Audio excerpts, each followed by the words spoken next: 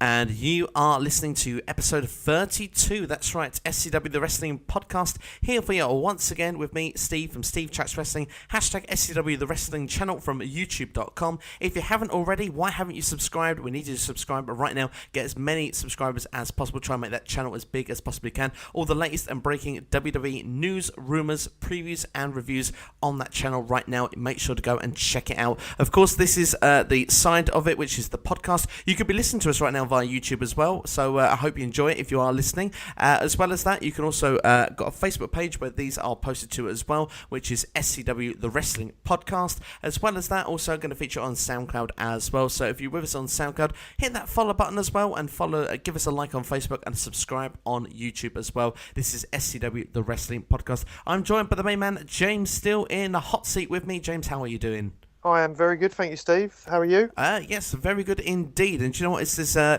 big sort of debate we're going to have on this particular episode because, well, basically, wrestling, you know, it's been very mainstream throughout a lot of different times. And at the moment, perhaps you could argue that maybe it's not as mainstream as it once was. Particularly, you look at the TV ratings this week. I mean, Raw's ratings, with the exception of July 4th, is the lowest it's been in 20 years. And this is probably the lowest rating for Monday Night Raw since we're basically not including holidays as well in the States. And of course, when you compare that to back to 1996 as well, that was around the time when Hogan was in WCW and had just turned heel and NWO had got started. So that was the reason why the ratings were so bad on WWE's side, or WWF if you want, back then. WCW actually prospered and had all the ratings until the Attitude Era kicked in, and then they took all the ratings from WCW. So the question is, in 2016, why are fans not tuning in like they were? What is the need and what do fans want? So we're going to look through multiple companies. We're going to look through WWE, we're going to look through TNA,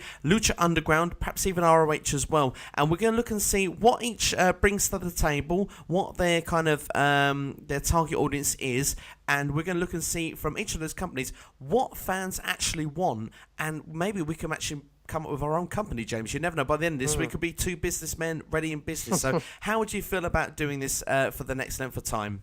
Yeah, sounds good to me, Steve. Let's dive straight in. Fantastic. Well, I'll tell you what then, maybe we should start with WWE because right now, really, it's the big fish. It's the shark in the water, isn't it? All the other fishes.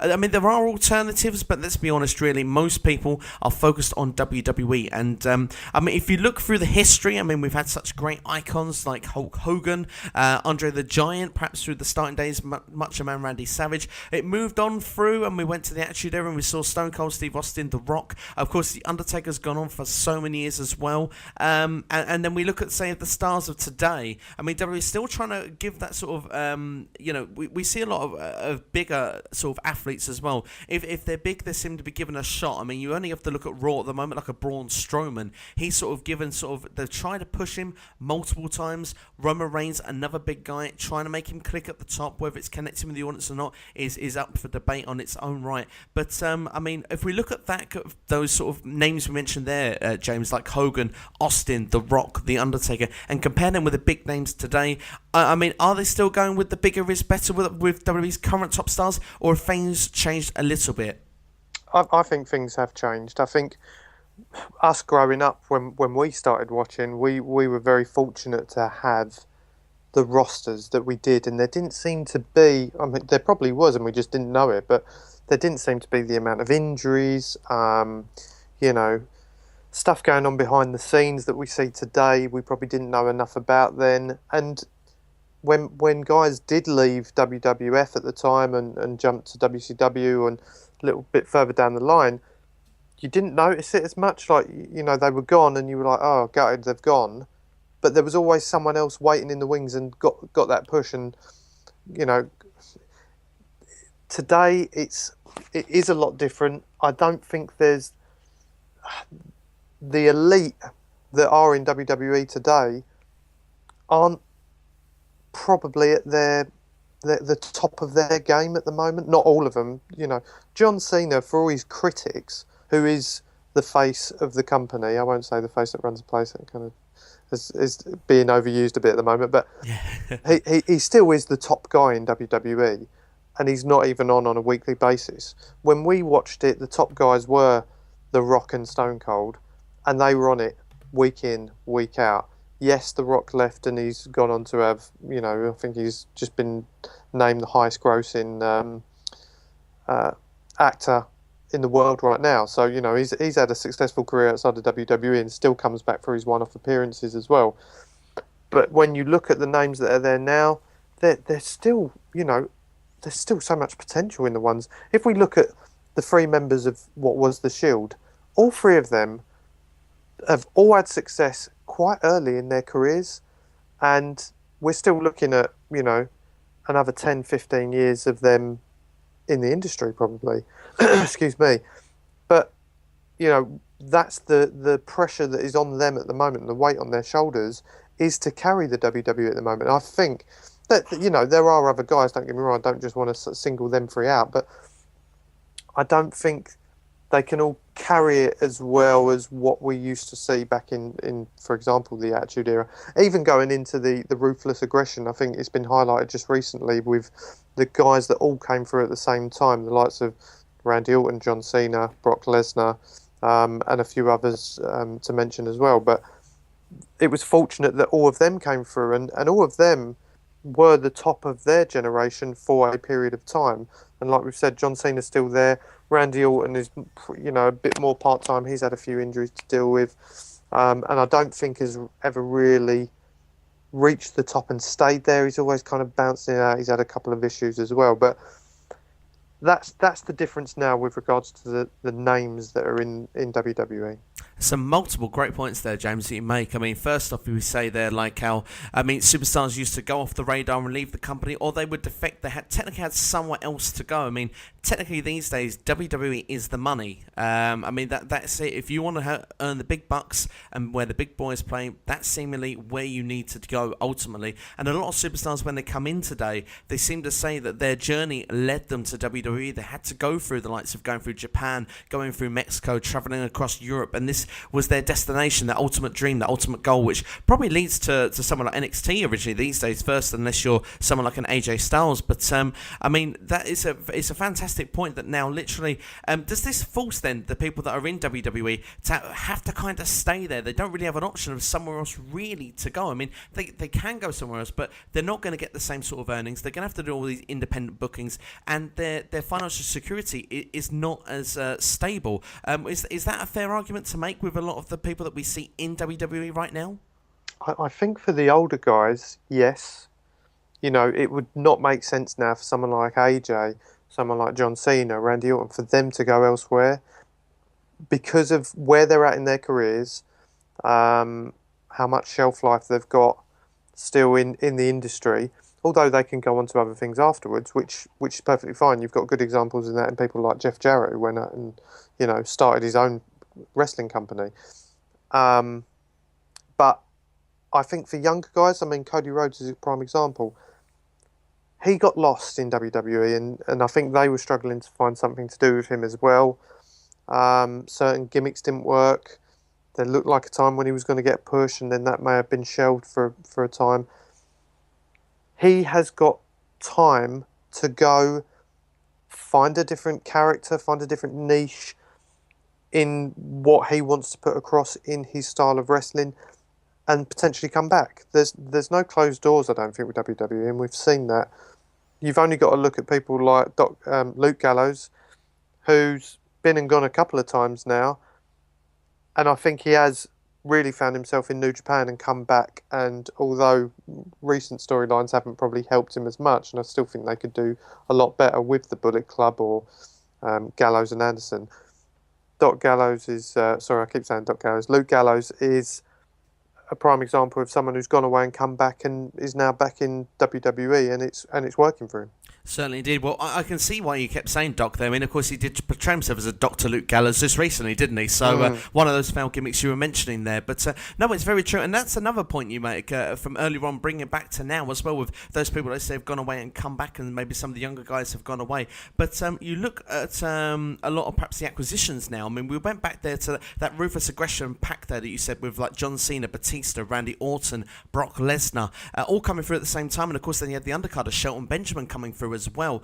WWE now don't really have those WWE guys coming through anymore now. A lot of these people that are signed to these highly rated people and they get thrown through to NXT like Kevin Owens, Sami Zayn, Shinsuke Nakamura, just to name a few. Maybe some of the TNA guys that have been TNA originals, Bobby Roode, Samoa Joe have come through the door now. We've seen Austin Aries coming as well. I mean, has that mould now changed? Because, I mean, of course, back in the day, I mean, WWE liked to push WWE guys and these bigger is better. I mean, we've even seen people like the Great Khali get pushed to the top, for goodness sakes. And now if he was to come in on this modern day, we wouldn't see that happening at all. I don't think it'd be anywhere near Raw, let alone being like, at the top of the card. So, I mean, has there been a change in philosophy? I mean, has the indie takeover really started in professional wrestling, but not just in pro wrestling, but within WWE as well, instead of these bigger guys? Yeah, I certainly think so. I think there was a period of time when TNA had, a lot of the stars you just mentioned there were at the top of TNA's ladder.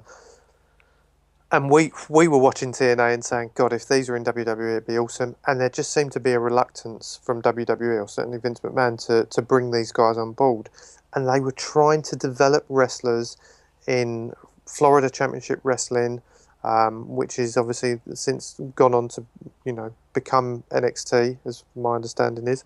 And they were trying to bring these guys through their own, and it just wasn't the same. And I think we're now only starting to see what NXT has done, because, yes, they've brought in some of their own guys through their own training, but they've also brought in guys like you've mentioned, Finn Balor from the Independents, Kevin Owens, Sami Zayn, etc. They've all come in, been put through the way WWE wants to portray them in their own certain way, doing a lot of mic training and promo training, as well as the in-ring stuff, because the in-ring stuff for them was already there from their independent work. And now we're starting to see the benefits of that coming through, because these guys we're talking about, they're not all kind of, mid or early 20s. They're seasoned guys. They've got 10, 15 years of pro wrestling experience. So they've already got the ring work, which I think is a lot of the problem with some of the guys that WWE tried to nurture themselves, because they hadn't had that, glut of experience outside of WWE. They're coming through and they're all novices and all very green. Where these guys we're seeing now, AJ hasn't been he's been in the company since the last Royal Rumble, and now we're seeing him holding one of the main title belts. It's really nice to see as well. It's such a surprise as well. I mean, WWE have been screaming this thing of new era, and there really feels like there is that pushing forward now. Because, I mean, let's be honest, 10 years ago, you wouldn't have seen the likes. I mean, we were actually being forced to being put through the Great Khali as being, WWE champion at the time, and now we're seeing the likes of Finn Balor come through and actually won the belt. As soon as he comes from NXT up into the main roster, for those who maybe are not big wrestling followers that are listening to this, I mean, NXT, like you say, is almost the feeder ground. It's like the underground almost, if you want, of WWE. You're going through that sort of to learn your craft, like James has mentioned before, and then you go on to like Raw or SmackDown, which are the main television shows, and I mean, within a month, the guy had actually won the top title. He was the first ever WWE Universal Champion. Of course, he had to forfeit it within 24 hours. And the interesting thing as well then, James, is the fact that, of course, Roman Reigns is one of these big guys that WWE likes to get over. They've been really doing this Roman Reigns experiment for so long. And he did have a brief spell in NXT, but not really a long one to really get his craft going down there. You could even perhaps argue he's still a bit green. He's one of these WWE guys. But he was not given the belt. And someone like Kevin Owens, who is a seasoned veteran, who has been outside in places like ROH, has actually come in and actually now got the main title on Raw. I mean, it's such a nice breath of fresh air, isn't it? It is. And these guys that are winning aren't your stereotypical WWE heavyweights. And we're talking about the main titles here, which is a heavyweight title. They are all kind of, you'd probably put them borderline middleweights, I'd say. AJ, I remember him in the X division in TNA, which is more like the lightweights. These are guys now that they're able to do a lot more in the ring than a heavyweight can. And listen, Roman Reigns, like you said, you'd put him more in that, like we said, that build that Vince McMahon particularly likes for WWE. But all I keep hearing about Roman Reigns recently is how good he is in the ring, and that's coming from wrestlers from their own podcast. Chris Jericho in particular, I've heard a lot. Finn Balor's said how good he is in the ring.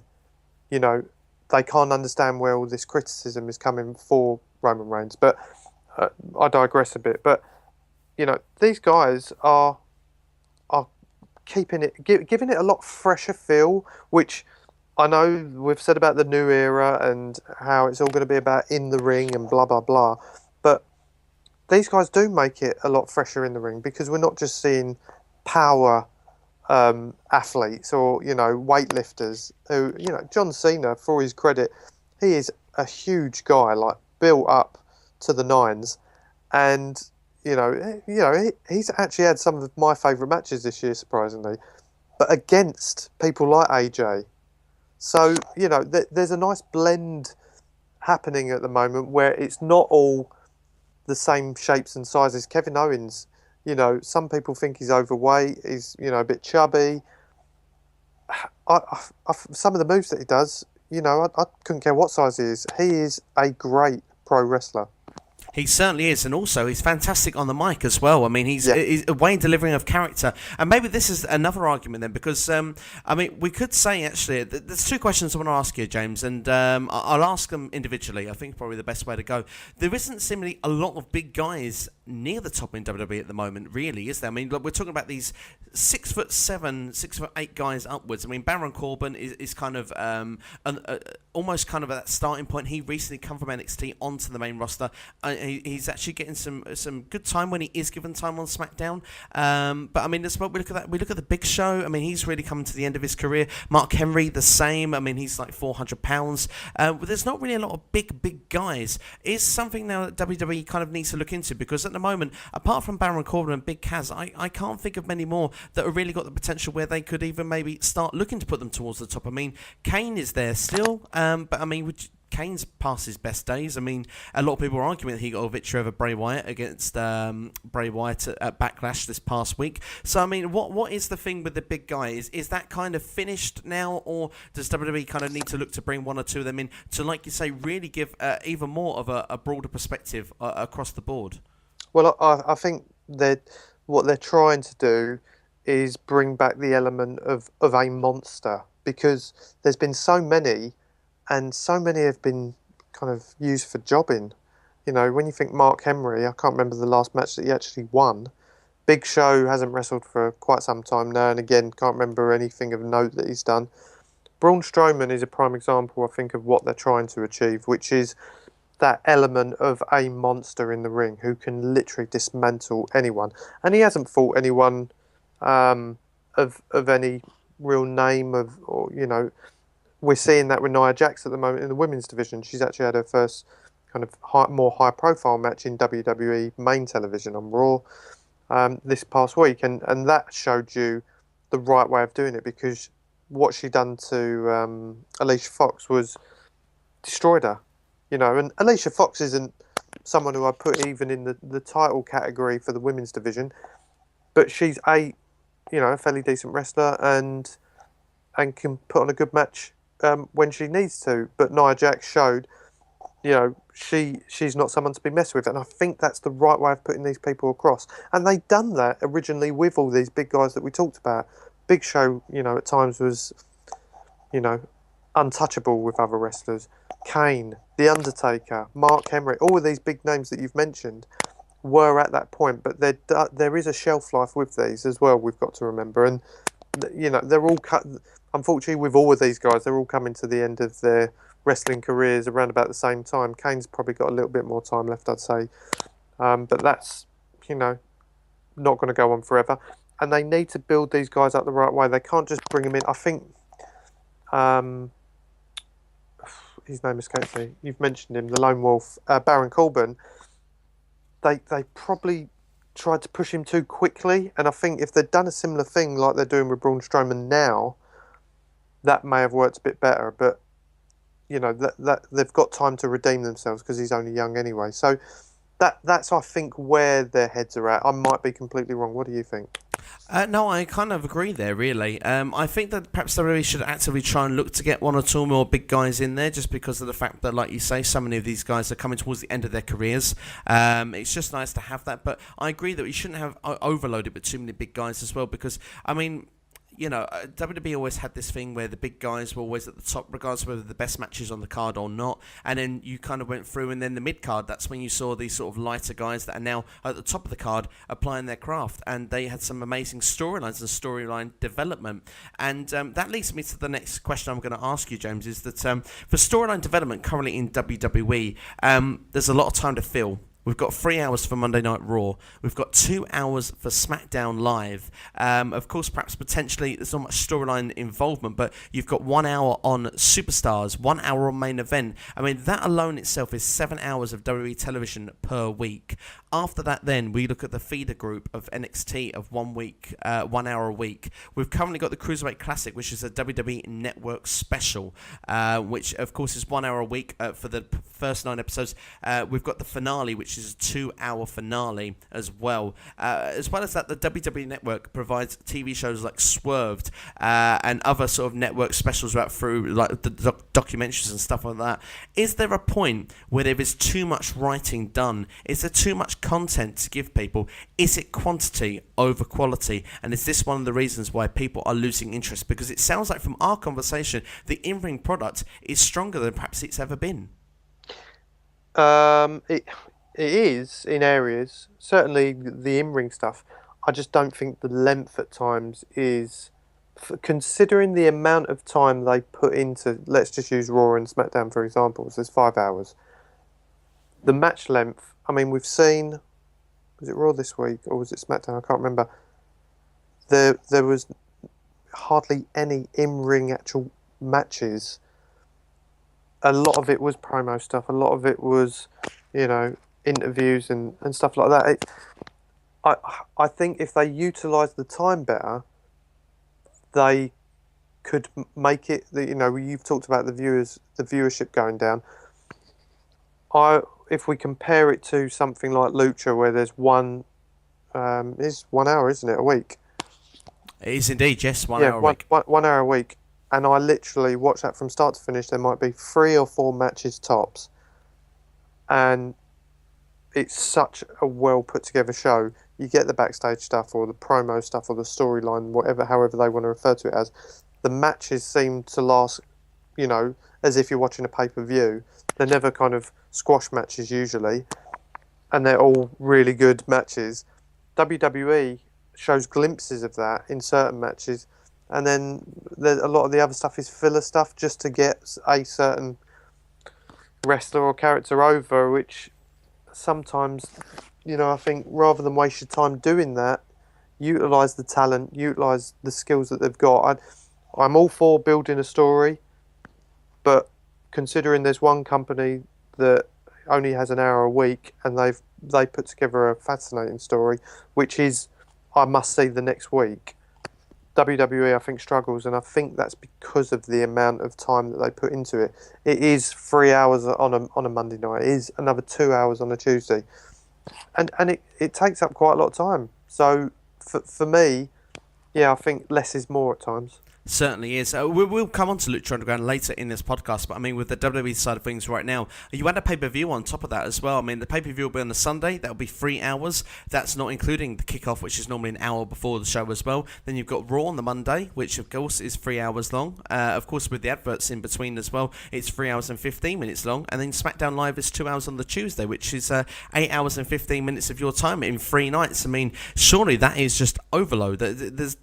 There's not enough time for storytelling, or there's too much storytelling, because clearly in that amount of time, you're going to get bored, you're going to get fed up. There's only so much that a guy can be fed. Even if it's all fantastic, there's only so much you can be fed of a good thing for so often before you turn around and say, I need a break from this, I've had enough. So maybe right now people are choosing Raw or SmackDown to watch if they've got a choice. Going back to another point you make as well, James, there with the storytelling and the arguments there, would there be a bit of an improvement in WWE if there wasn't 25-minute promos every week, especially on Raw? SmackDown, you don't get as much of this. There seem to be about 10-15 minutes minutes tops. But I mean, just get to the bare point of the bones of the argument, because you mentioned Lucha Underground there. When they have a backstage segment or a promo, it's cut, it's short, it's done within about 3 or 4 minutes. You're back to the ring and you know where you're going. Do they need to implement this more in WWE?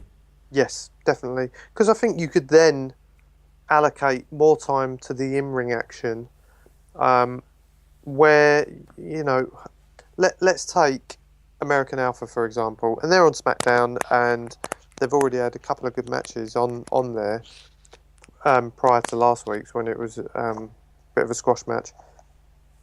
Some of their matches in NXT were literally match of the year worthy, especially with the Revival.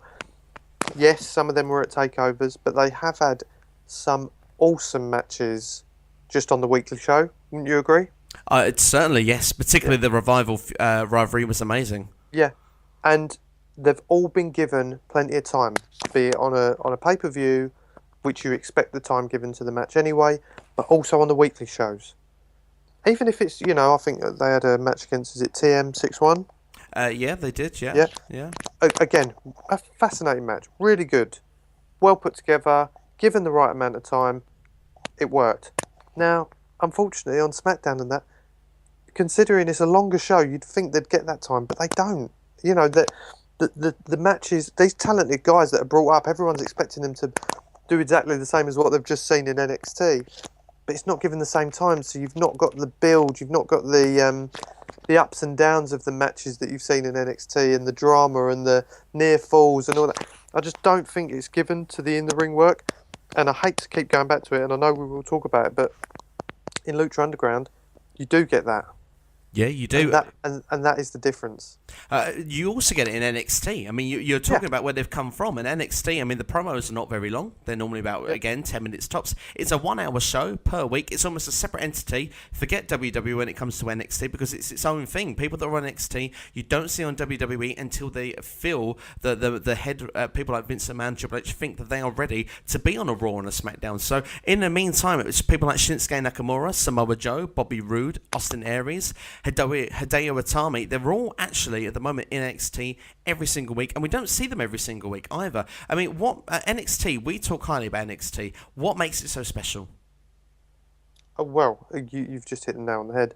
The time they're given in the ring, the storylines that they do are not too. There's not, like you said about the promos. The promos are quick and to the point, but it still keeps the story going. There's a good build, and because they haven't got a monthly pay-per-view, I think there's a kind of, usually when the main 4 pay-per-views of WWE are on. Am I right in thinking that? Yeah. 9 times out of 10. And so there's a lengthier build to the pay-per-view, but because you're not seeing them week in, week out, or not all the stars you're not, it doesn't seem like it's kind of taken too long to get there, if you know what I mean, because you might see them twice in a month. So if say the main pay-per-views every quarter, then it takes you 3 months and you've only seen them between 6 and 8 times. So there's been a nice build to that pay-per-view to then round off that feud, which it works, and the crowd are right behind it, and the character development there, I think, is key. But then you've got to be able to carry that on into the main kind of shows, and we've discussed it before, and I'm sure you've mentioned it on your videos and on the podcast.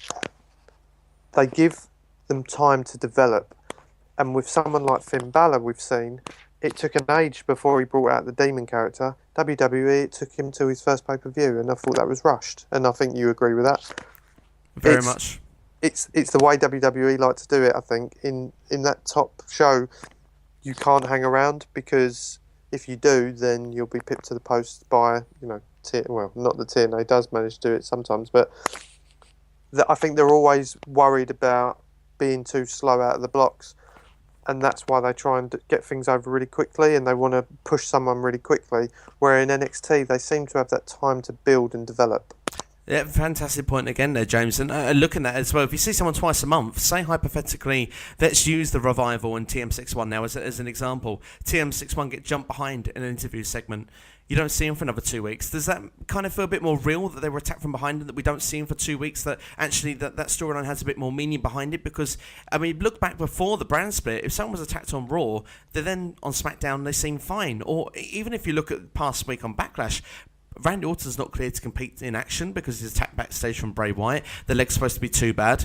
He's out during the match and he hits an RKO out of nowhere. And it kind of just feels, well, what's the point in that? It just, for me, really, your belief in the product. I mean, we all know that wrestling is predetermined. It's scripted. People know what's going on before they get in the ring. That's it. It's set. The champion knows he's going to be the champion before he walks through the curtain. And if you didn't know that, I'm sorry, that's a spoiler alert there for you. But it's a harsh reality as well of pro wrestling. But I mean, you look at it and say, well, I mean, it's just frustrating that from a casual viewer, say someone's tuning on the TV and they don't watch all the time, they're not a hardcore fan like you or I, and they see this and they're not meant to be in the ring, but yet then they turn up during the match. Surely they must sit there and think, well, this blatantly is not real. This isn't believable. Is there a factor in wrestling there where you kind of feel that this doesn't feel like it could be believable? Yeah, I mean, that was a good example you used with Randy Orton, but another one would be something like, and again it was very rushed, when the Wyatts were feuding with the New Day and they had the big fight at the Wyatts compound or whatever, and then was it the following night or the following week on Raw? It was almost like it wasn't even mentioned, and oh yeah, we'll just come out and get New Day all happy, and it kind of makes you think, what was the point of last week? There's Sorry, Steve, go on. No, I was just going to say, certainly I was going to agree with you. Yeah, no, there's points like that, and I think when they do it, they realise they've made a mistake, to be completely honest with you. And I think with that whole storyline in particular, it was almost like, oh, TNA have done something which is pretty cool in their way. It got mixed views with the Matt Hardy and Jeff Hardy feud that was going on at the time. And they tried to almost add their slant onto it. WWE did with the Wyatts and the New Day. And if you're a fan of wrestling who watches several different shows and brands, then you can see exactly what's going on. For the casual watcher who just watches WWE, oh yeah, this is awesome. But I think it's completely different now, and I think viewers are, especially of our age and our generation, probably do watch different shows and can compare and contrast them in their own way. And you see certain things where TNA have tried to copy a lot of storylines that WWE have done, and it's usually that way round, to be completely honest with you. But there are times when you just think you've tried to be clever there or tried to get one over, and it just hasn't worked. No, I can totally agree with that, and it's very true. I mean, there was a point where WWE were the creative people, and now they seem to be almost beaten to the punch by some people trying something a little bit different to get themselves noticed and over, because all of them are smaller fishes in this pond. And last point on WWE, of course, you mentioned about the pay-per-views there and the takeovers. I mean, WWE now have got 19 pay-per-views a year, 2 a month with Raw and SmackDown. Then 5 months of the year there'll be just the one pay-per-view with all of them under the same roof. The last question I'm going to ask you is championships, James. Now we've seen a host of new championships added in because of the brand split. Raw and SmackDown now have got, I think, about 4 or 5 championships each. I'm not going to go through all of them now to waste our time, but does it come to a point where a championship doesn't have the same meaning because there's so many of them? Good question. I can't help but, I keep thinking this recently, I can't help but think that this is all, we'll probably get this brand split for a year, maybe 2, and eventually it's all going to come back together again, and they'll unify belts, and it'll go back to how we've seen it prior to. I think this is a bit of an experiment to see how it works, but while they do this experiment, they do need to have, otherwise what would be the point of having tag teams on SmackDown? That's my opinion, and the same with the women. I thought we had it all made when we were doing our predictions and thinking they'll keep all the women on one brand because then you've got the women's division on one, a bit like what they're doing with the cruiserweights. although I'm sure seen in one of your videos and read in some reports that there may even be cruiserweights on SmackDown as well. But there needs to be their own titles. It's good that there's a few unique ones. You've got the IC on SmackDown, US title on Raw. They've obviously gone away from the World Heavyweight title, and now you've got the. See, this is another confusing thing. Just stick with a name, because I've heard it being called on SmackDown WWE World Title, WWE World Heavyweight Title. What is it? But then at least now you've got that. I like the fact you've got World Title. Keep it with that, and then you've got Universal Title. Although that's a corny name, it's still a one-upmanship on the world, because always the universe is going to be bigger than the world. Yeah, that's very true. And I suppose in the meantime, at least we're guaranteed some John o'clocks, eh? I mean, that's the one thing that's guaranteed with that. But I did say that was the last question, but I have one more for you, because, of course, the last podcast was with Ricky. He went to the live event in the O2 Arena in London, and he got just one half of the brand. And you said about this being an experiment, seeing if it would work or not.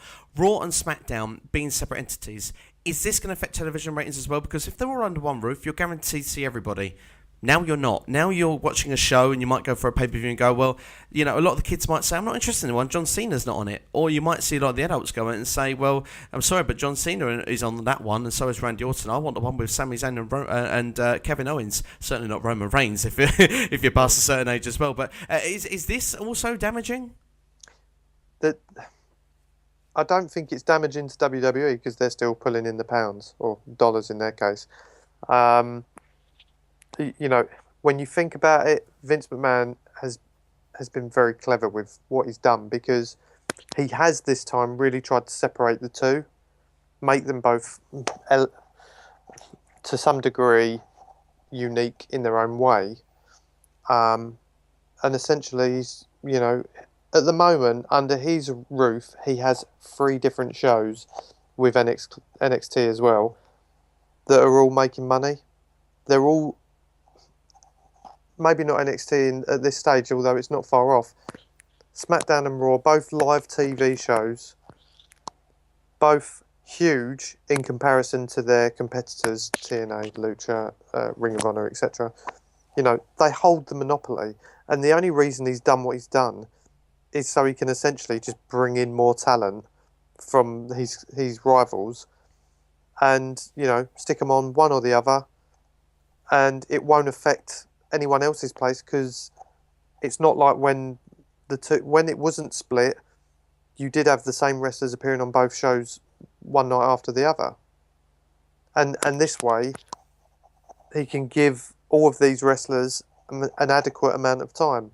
Some probably not as much as they deserve, and then with NXT you've got another hour, which is probably more in sync or more in line on a level with the likes of TNA and Ring of Honor and Lucha Underground, because that's kind of the bar. And if that, being a feeder show, is already as big as the others, it's worrying for them, really.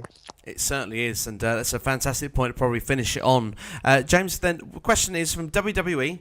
Let's take out the good things that we like about everything from what it is, as we look to make the ultimate of what fans want. So I'm going to kick it off and say that I think that the indie wrestling scene is bigger than it's ever been. A lot of people seem to be more intelligent on the internet and are aware of these wrestlers that are coming in. So I think that's one thing that I think is a breath of fresh air, and that people want more in the modern day than necessarily the big stars, or the taller superstars, should we say.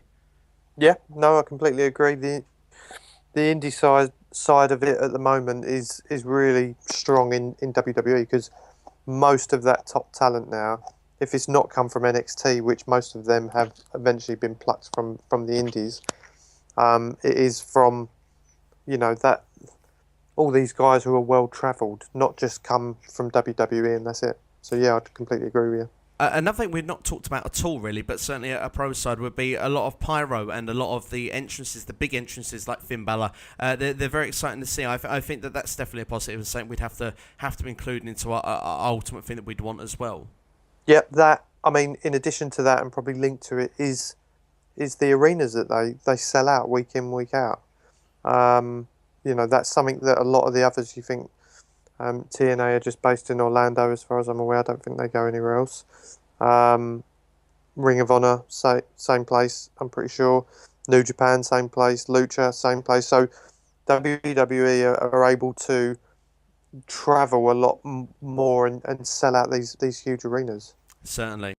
Right then, let's go with TNA next then. To go through some of the bullet points for those that are not big TNA followers then, James. TNA Impact Wrestling, they pretty much do all their shows, and this is very different. One thing actually with WWE as well is they do a lot of their shows live now, where actually with TNA, it's almost like the NXT route of where a lot of tapings are done around the same sort of time, so like 3 or 4 dates together in a place, and then we see spoilers come out, and then we see them actually shared over different weeks, where we finally see everything. So then after about 6 weeks, they then do another set of tapings somewhere else. So for TNA Impact Wrestling, is that a benefit or is that a detriment to what their current product is trying to achieve? I mean, it's better. I mean, probably a lot of their superstars are more happy with it that way because they get a lot more time off compared to being live and you're on the road all the time. Um, and they're able to, depending on how their contract is, although I think TNA are trying to make them more exclusive, they're able to do a lot more independent appearances. So, for example, EC3 recently done a What Culture, what do they call theirs? What Culture Pro Wrestling. He appeared at one of their shows. So he was able to do an independent gig as well as appearing on this week's TNA or whatever. So the tapings are good in some way. I find them a bit irritating because I can't resist not looking to see what's going to happen because the spoilers always come out from someone who was there and reported about it that day. Does that affect viewership by people knowing? Because obviously if people find out something, sometimes it takes the excitement away, but then sometimes as well, if they find out actually there is a few segments in this show that's not for me, I won't bother tuning in. It's a difficult one. I often compare that to, say, movies or other sports. If I told you the ending of a film, would it make you inclined to or less inclined to watch it? Same with, let's take football or soccer.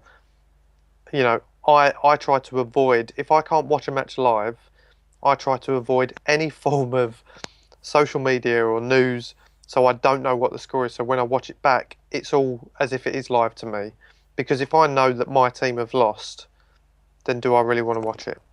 And that takes the enjoyment out of that. And football is probably my biggest love, followed then by wrestling. So, yeah, I hate to know, but with wrestling, more so TNA. I don't think I would if it was WWE.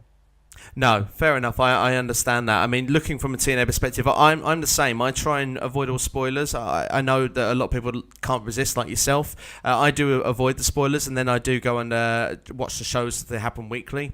Sometimes you kind of have that feeling that something isn't clear, but sometimes you do hear things you don't mean to hear them, and I think it's quite annoying because when you do know something's already going to happen, I don't feel it's as special, and I think that's part of the problem. But TNA, looking at it itself then as a company, I mean, they're a company that kind of were built from the ground up from the Jarretts, and they had their sort of their TNA originals. A lot of them have moved on now. I mean, they've only really got Abyss and James Storm left. That you look and then say, well, what have they done to try and compensate this? They've signed a lot of ex-WWE stars, it seems. We've got the likes of Drew Galloway, who was Drew McIntyre. We mentioned EC3 there, who was Derek Bateman, if we do remember. Damien Sandow is now in as Aaron Rex. We see the likes as well of other stars like Brodus Clay, who's now there as Tyrus as well. So a lot of old WWE stars there. And we've seen previously a lot of WWE stars come in and immediately go to the top of the card. I mean, we look right now with EC3 and Drew Galloway, they're at the sort of peak of the card, along with Lashley, who as well didn't really hit the heights of WWE, but seems an unstoppable monster in TNA. Does this really kind of show TNA to be second best? In some respects, yes, but in others, I think it's showing the qualities of these wrestlers that WWE didn't. Drew Galloway, for example. I mean, I'm not his biggest fan, but he's gone in there.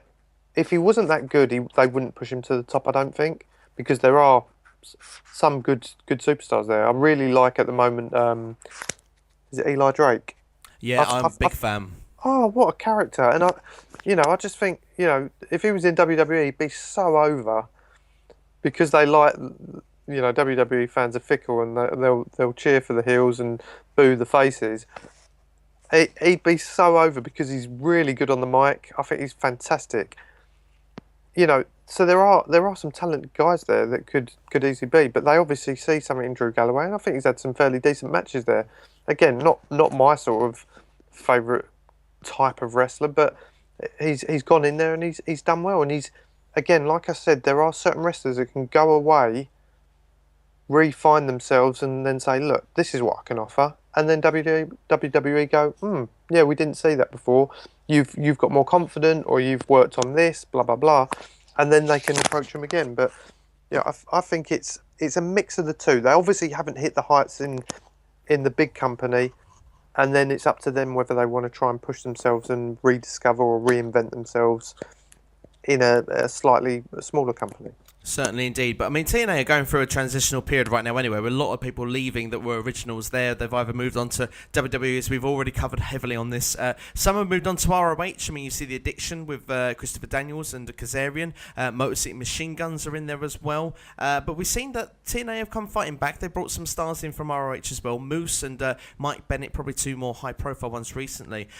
With TNA Impact Wrestling, would it be fair to say that in the last 12 months that they've used this transitional period and they have made a better product? Because for me as a viewer, I'm going to be brutally honest, I've actually enjoyed TNA more than I've not enjoyed it in the last 12 months, which I can't say for the previous 3 or 4 years that I can agree with that, because I actually feel that they are building characters, they're taking some chances. We've only got to look, you mentioned it already, the final deletion, Matt Hardy, broken Matt Hardy, and now broken Brother Nero was Jeff Hardy. I mean, it's just different. We've got Decay. I mean, that's how the White family should be. I mean, the face paint coming out to Marilyn Manson to the ring, it's cool. It's really cool. It's made Abyss's character a fresh and new lease of life in Decay as well. I mean, Eli Drake there with his dummy, yeah, and the catchphrases all over. I mean, are TNA really starting to go in the right direction? Yeah, I completely agree. I mean, I was a fan of TNA. When would this be? When AJ, Kurt Angle was there. Abyss was almost when he first came out as the Monster Abyss. Daniels, Kazarian, all of these guys, they were the reason why I watched it then, because other than probably someone like Kurt Angle, who we all knew from WWE, these were all kind of indie guys that I'd never seen before. So, and they were offering, I loved the X Division. That, when it first came about, was awesome matches. The 5-sided ring, it was all different and unique. Then it went for a period of just picking up all ex-WWE guys who had either been let go because they were too busy, getting fined or suspended, or they were all, people who had lost their way a bit. And it kind of got a bit stale, and Hulk Hogan went there, and that was all a bit weird. Now, I find myself tuning in again. It is really good. Like you said, the final deletion stuff is like Marmite. You either love it or you hate it. I love it. At first I thought it was completely mad. Jeff and Matt had some awesome matches, but they've managed to reinvent themselves again. That's what you want to see. Abyss, he'd been doing the same character, although he'd done the Joseph Park thing for a little bit. He's reinvented himself with Decay, and Crazy Steve, who was a bit of a joke to start with when he first came along. Fantastic work, and the stuff that they're trying to do with them two teams in particular has been reminiscent a bit of Lucha Underground. So they've tried to almost take a bit from there, where there's this off-camera storyline stuff going on as well. Kudos to them for that, because I think it's worked fantastically. It certainly has been, even away from the ring altogether, really. It's been fantastic, really. You look at it as well, that, I mean, you mentioned about Hulk Hogan and stuff like that there a minute ago, and For me, really, I mean, this went through Dixie Carter's reign. Dixie Carter took over from the Jarretts, and now she's recently given ownership now to Billy Corgan. Last I heard, there were rumours if even Dixie Carter was going to be sticking around or not. But do you think that she's kind of been part of the reason why this company's gone a bit downhill? And now, because Billy Corgan's been around now for about the last 16 months, and that's why she said she had full faith in him taking over and becoming, not just with the money, but becoming actually the full-time owner and chairman of it all. The president, should I say, of TNA Impact Wrestling. Do we think under Corgan that this is a reason why we've seen some of these improvements? Potentially, yeah. I mean, like I say, I watch it now. I've not probably kept up to date with it for as long as you mentioned there, but I haven't really seen the change. There went a period of time with TNA where I'd check up to see what the latest news was on it, and it seemed like there was a title change every week, and wrestlers were coming and going. James Storm came to NXT, went back again. There seemed to be so much stuff going on up in the air, but now it seems like they're tying wrestlers down on longer term exclusive contracts to TNA, that they decide when they're allowed to do independent stuff. There's good storylines being built. There's good talent there. Like you say, I just think they've really tried to build from the ground up rather than just flooding it with these high profile names and probably getting themselves into financial difficulties, which is where that all came from these big names that they were trying to bring in. Certainly, maybe they were getting a bit too ambitious for what they were actually trying to do. Maybe, I mean, you mentioned about soccer a minute ago, football. I mean, we both like our football, especially in the English Premier League. Leeds United were a fine example, weren't they? They aimed too high and they ended up really sort of money problems and ended up having to drop down. And they've never really fully recovered from it, have they? No. But putting it back into wrestling terms, this almost is like TNA, because there's been so many rumours that these guys were going to go under and not pull out of it, and now they've managed to keep clawing away and getting the money together, and finally, they seem to go in a bit of a better direction, which is good. We're talking about two of the divisions then. I mean, you mentioned the X Division there. So X Division was amazing back in perhaps its early days. Maybe not right now at its strongest point, because a lot of the way wrestling maybe have changed with these indie stars. A lot of sort of smaller guys going to the forefront in a lot of other companies already. Have TNA kind of not kept up with the times of their X Division, or is it just the fact that the people they've got are good, but they're just some of the other promotions are creating better? It's hard to say. I used to like the X Division because it seemed like it was all them kind of light to medium weight wrestlers who were in it. But I don't know where that's kind of gone, and again, probably because I haven't kept up to date with it fully. But I only saw a week or two ago, and Bobby Lashley was holding the belt. Yeah, so he it's, was. Yeah. I think he was holding all of them, wasn't he, at the time? But the problem with that is then it makes the belt almost meaningless, and then he vacated it anyway, gave it up, and now it's just gone back to another match. So I think they lost their way a bit with the X Division, because at the time it was fantastic, and I loved the whole, you can cash it in for you can relinquish it for a main title match. Was that only at a certain pay-per-view? I couldn't remember, but Destination X, yeah, it was done. Yeah. It seems to happen almost every year now. It seems to Yeah. become the thing that everyone tends to give the belt up every year now, which in one way is good, but in another way I think that is a bit damaging for the belt as well. yeah, I mean, it gives them an opportunity, but they don't really need to do that, because they have their Feast or Fired match, don't they? Is that what it's called? Yeah, for the briefcases. Yeah, and which is similar to Money in the Bank, but I think there's 4 different ones, and one's got a tag title, one's the main one, one's a Fired, and one's an X Division. I really like that. I think that's a good twist on a Money in the Bank match, and it's their unique match.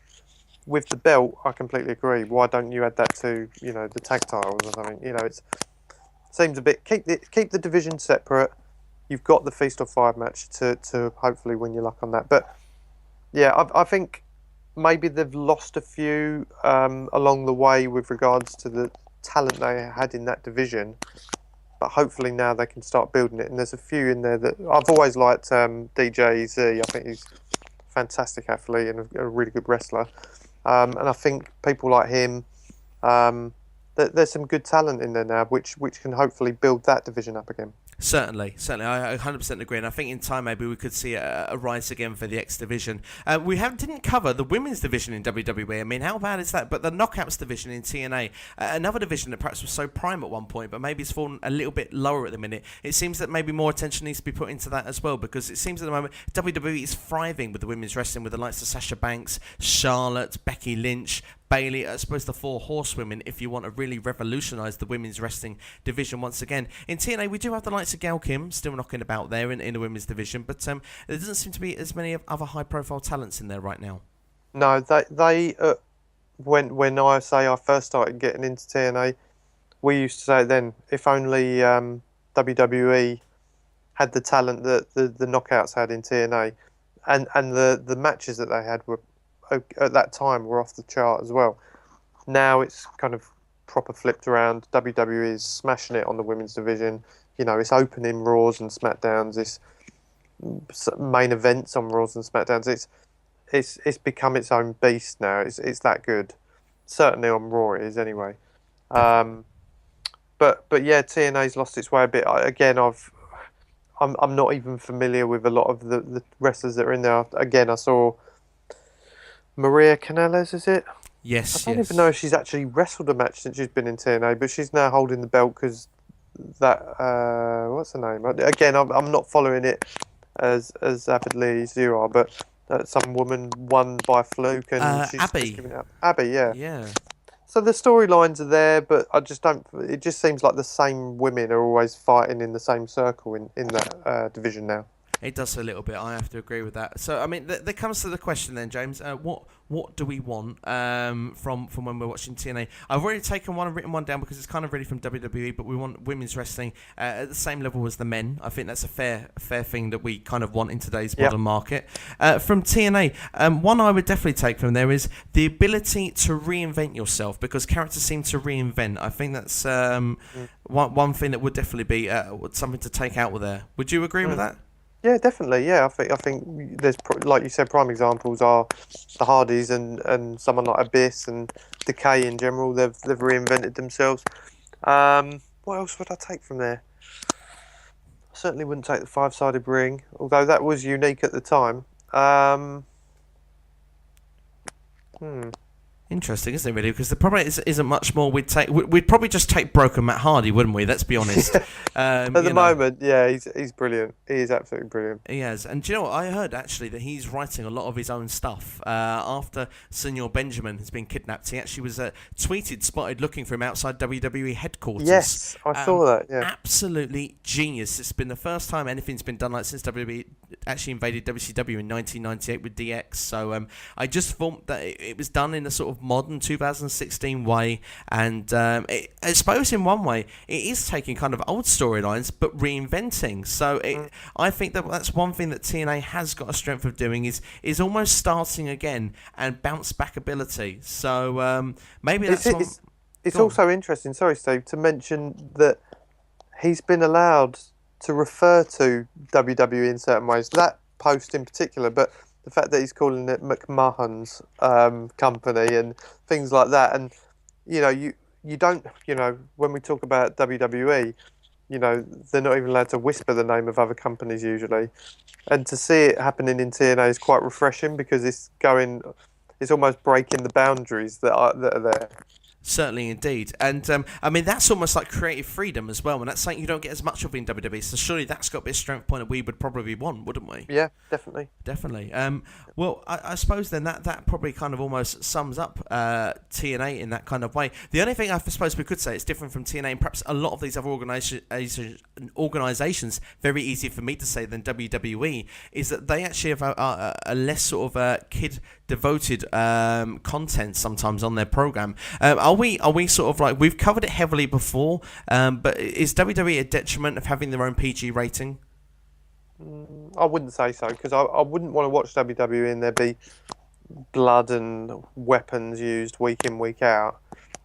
As good as it is in certain places, there doesn't need to be that anymore. The only thing I would wish is that some of the moves, but if they're looking out for safety on certain moves, then you've got to take their word for it. Certainly. Well, if you had the choice, though, James, what would you take for our ultimate fans? We speak on behalf of the people. Would we take a PG with occasional going further, or would we take just PG, or would we take a TV-14? Yeah, I'd go with is it TV-14? Did you say? TV-14, yeah. Yeah, I'd go with that, but I wouldn't necessarily take it to that limit week in, week out. Keep it so you can push the boundaries when you need to, but don't do it for the sake of it. I totally agree, because sometimes, like you say, less is more, and that's sometimes you kind of get to the point where you've seen so much of the same thing. If someone went through a table every week, you would kind of expect just to see a table, and it wouldn't feel so special. So yeah. I completely agree with you on that one.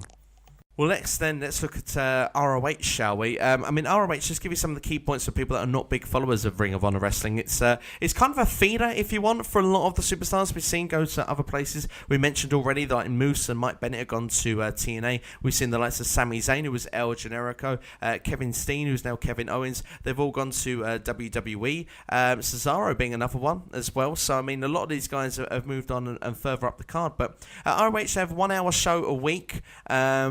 One thing is where they have their special shows. I don't know how many there are a year, but they're not every month, which is kind of nice. So they use New Japan Pro Wrestling. They've got like a tie with them where some of their stars go to fight in Japan, and Japan stars come to fight with them on their big shows, which is good. They're not afraid to go to the hardcore style as well, with their style of wrestling. And I would kind of compare their storylines to like Ruthless Aggression era of WWE. So looking at ROH then, James, do we see originally, because they have their tape shows as well, just like the Collective, we've already covered that on the spoilers, but do we think that it's a benefit that they have ties with New Japan Pro Wrestling to be able to bring in Japanese stars to fight with their stars as well, to give new and compelling matches each and every week?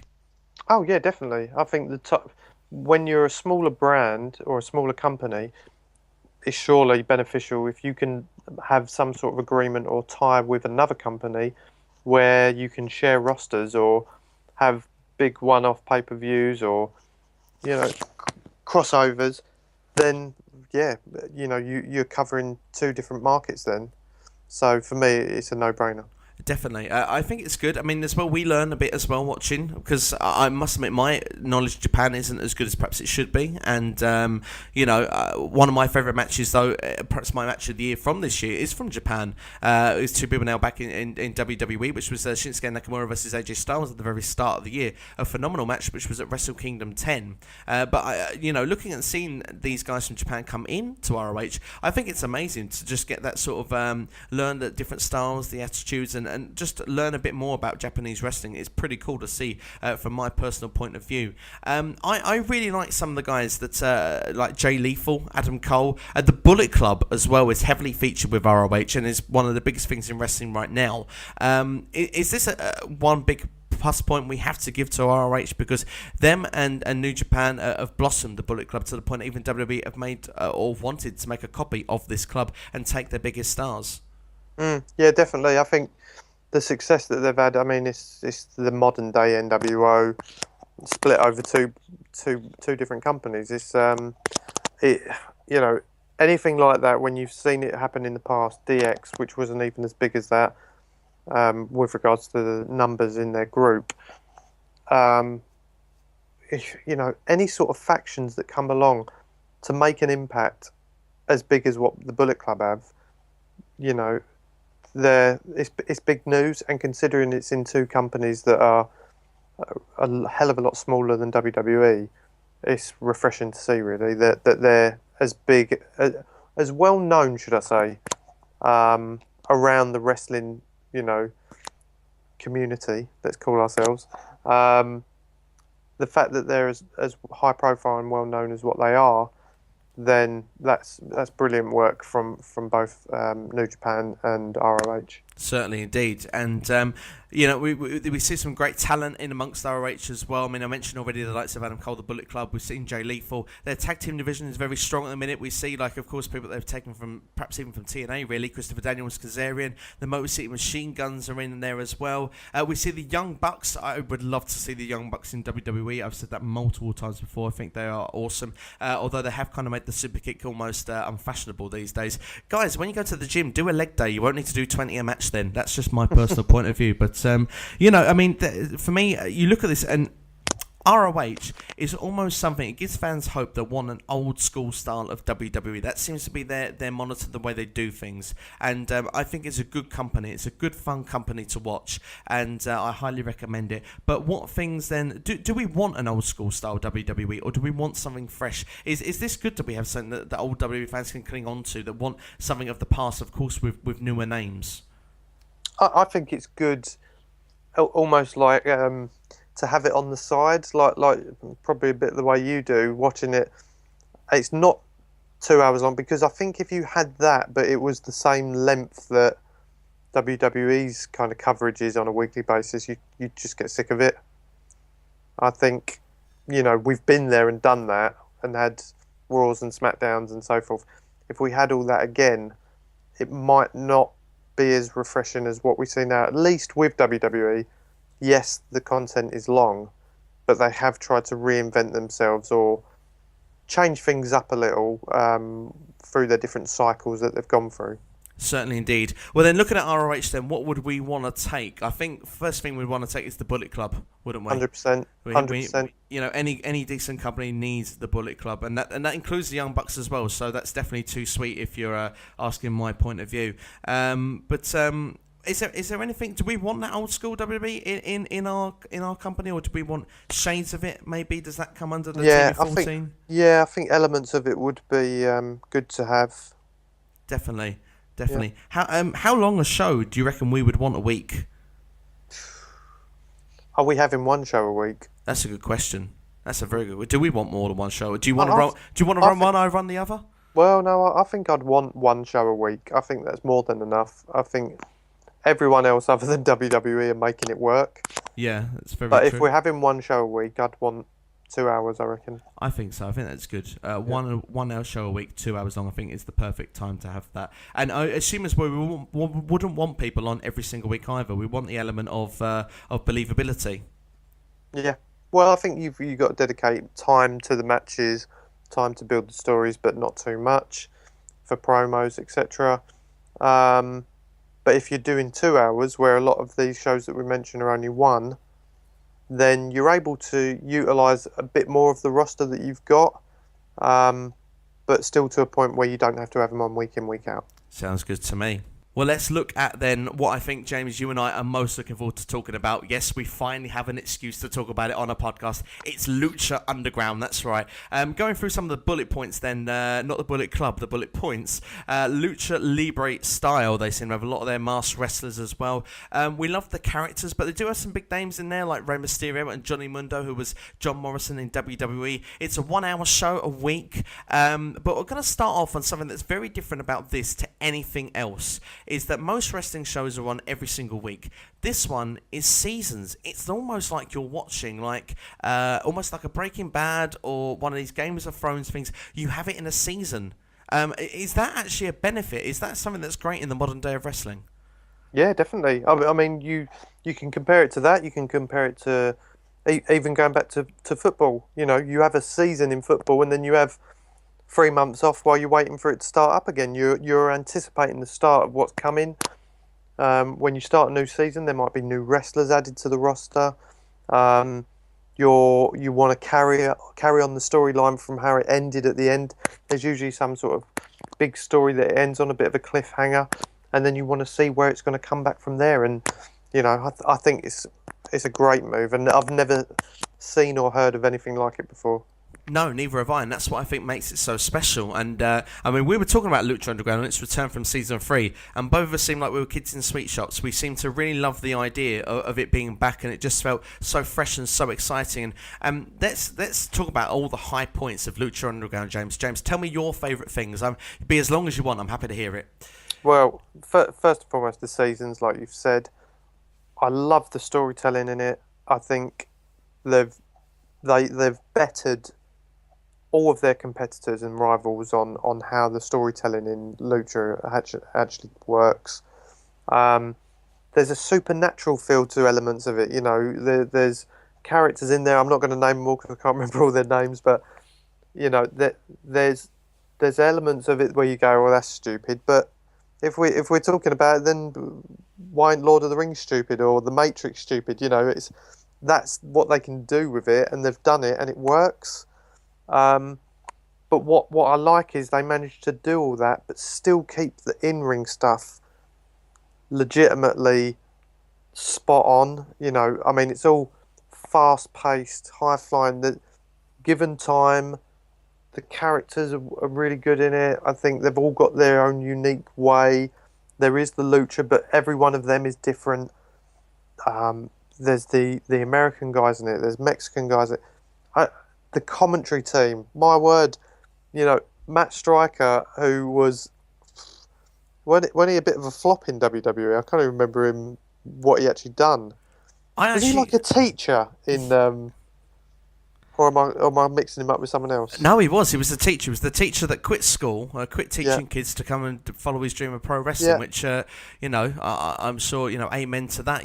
But no, literally, I agree with it. When he was on SmackDown as a commentator, because he did go to the commentary table in WWE, they didn't highly rate him very much, but I did think he was all right at the time. But you can really clearly see, though, he has come on leaps and bounds. I mean, it's to the point that Matt Stryker is amazing on the commentary table, and Vampiro is good in his own right as well. But together, they are a perfectly gelled. dream team. Yeah, they are. They're a dream team. It's almost like listening to JR and Jerry Lawler back in its heydays. You know what I mean? Yep.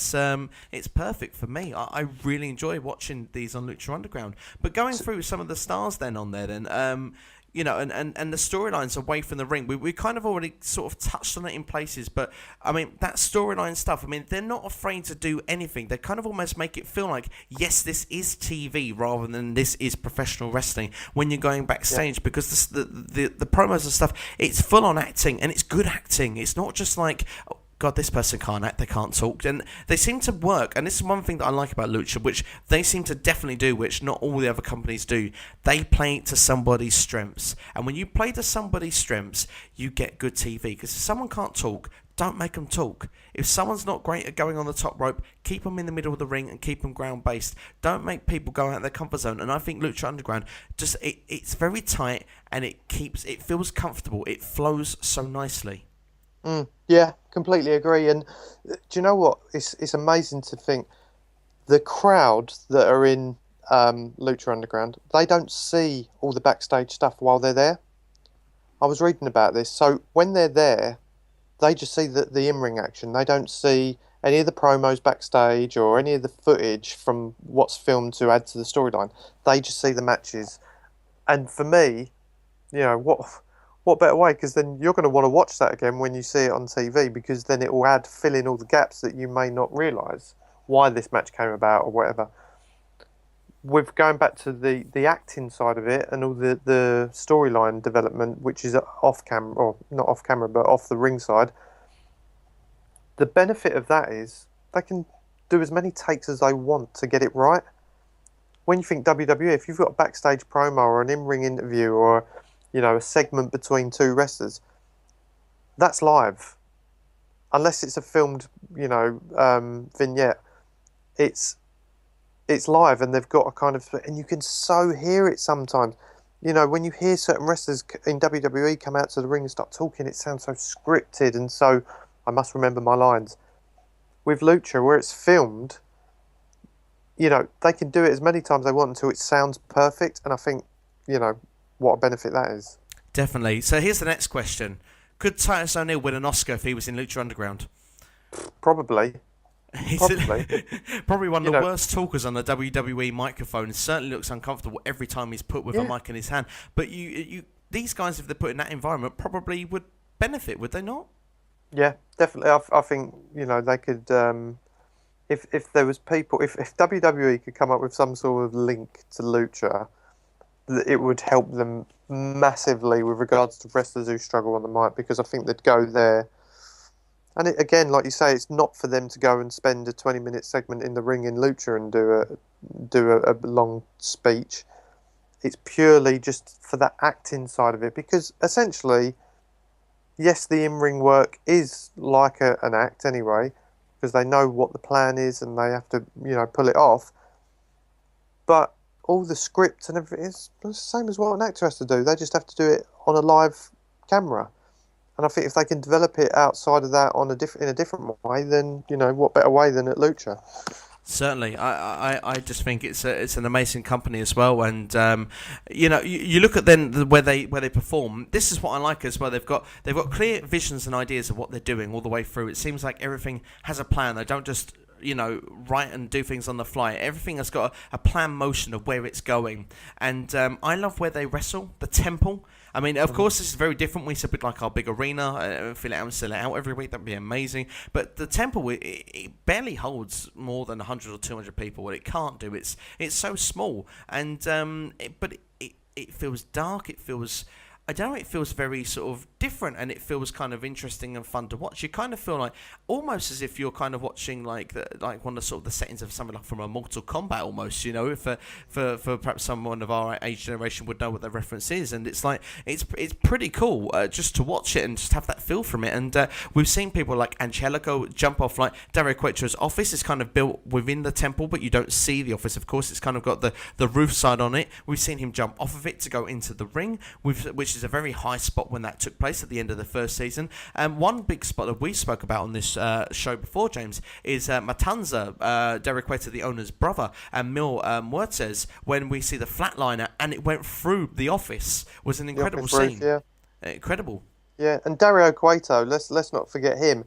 He is fantastic. He's the owner of it, and he's sometimes when you hear him, you think, oh God, he sounds terrible.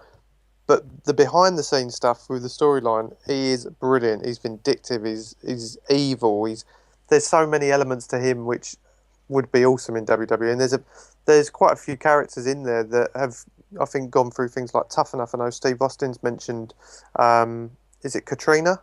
Yes. Katrina. She was in Tough Enough. And there's a couple of other people there. Their names don't spring to mind, but saying how good she is. And how she's developed there. And again, someone like her in WWE would be fantastic. Yeah, I mean, the storylines and the characters and the way they used it, and everything just seems like it's had a purpose going forward. And I agree with Dario Cueto. He's almost perfect from like one of these sort of Tarantino movies, isn't he? He's kind of... some of them lines are really cheesy, but you get those in those sort of films, don't you? I don't know. It fits together. It's perfect. For me, it's Nutella on a waffle. I'm not going to lie to you. That's the perfection for me. But looking into to Lucha Underground and being serious with it, I mean, how far can this company really go? I don't think they've got the finances to get to the same level. I think I've even seen kind of where it comes in it doesn't even come within the top 150. I think on the ratings for. Their shows out in America, which is unfortunate, but it's doing fine because we're into season 3 now, and it's still got me hooked, and I'm sure there's plenty of others that watch it as well. They've just got to keep doing what they do, I think, and see how it can go, because they've always got to keep coming up with new stories, and in wrestling that's difficult. And if you're going to do it on seasons, then you need to have a beginning, a middle, and an end, and where it's going to go on from there. You can't just end and then start a whole new storyline. Things have got to carry on, and we've seen that with this new season 3. So, onwards and upwards. I hope. I don't think they've got the money to ever be up in the higher reaches. No, the thing is though, I think it's growing as a company. It's certainly getting bigger. That's one thing for sure. More people are following it, so it slowly perhaps could creep into that 100 top 50 in the States side. Because from people I talk to, they seem to go, oh, we don't know much about Lucha Underground, but when they watch it, they turn around and go, we're hooked. Wow. That's it. We're in. Yeah, we're in. There's no way out. Almost regrettably, probably feeling, why did we watch this? We've now got to watch about 30 hours of season somewhere, everywhere. Exactly. But I mean, is it fair to say that this is a modern thinking vision of wrestling? Because let's be brutally honest as well here. I mean, no other company does what they do here. But also this could be another thing where if it comes to the point maybe in the future that they do run out of ideas, that Lucha Underground will simply just be like a television series and it will finish after, say, 9 or 10 seasons. Could this be something that could legitimately happen? Possibly. I mean, like you say, they are completely unique. But ultimately, you've still got the same talented wrestlers wrestling, which is the main point of their show, in matches, the wrestling isn't different. The wrestling is, it's these guys are the ones that WWE are looking at the end of the day. They're the ones that they want to poach and bring in and offer them same skills in their ring. So the wrestling isn't different. It's just the way they put their show together, which makes it better. Yeah, no, I completely agree. We've not really spoke a lot about even the in-ring action, really, because that is the bulk of the show. It's not all the talking, but it's just these other little things that they do that make it so special. It's really, really nice. Personally, for me, though, when you look at the in-ring action, like you say, you mentioned like a Prince Puma and other stars, absolutely incredible. But enough of how great the in-ring wrestling is, James. There, I mean, what would we take then from Lucha Underground? I mean, would we want seasons?